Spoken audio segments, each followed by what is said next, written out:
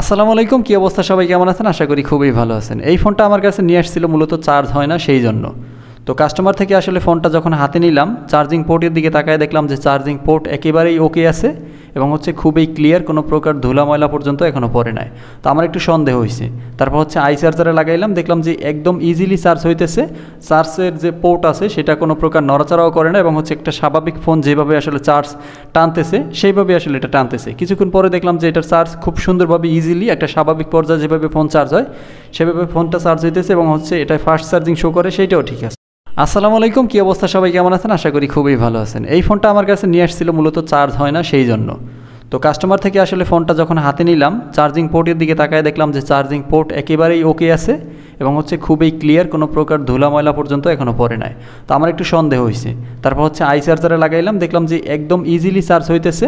চার্জের যে পোর্ট আছে সেটা কোনো প্রকার নড়াচড়াও করে না এবং একটা স্বাভাবিক ফোন যেভাবে আসলে চার্জ টানতেছে সেইভাবে আসলে এটা টানতেছে। কিছুক্ষণ পরে দেখলাম যে এটার চার্জ খুব সুন্দরভাবে ইজিলি একটা স্বাভাবিক পর্যায়ে যেভাবে ফোন চার্জ হয় সেভাবে ফোনটা চার্জ হইতেছে এবং এটা ফাস্ট চার্জিং শো করে, সেইটাও ঠিক আছে।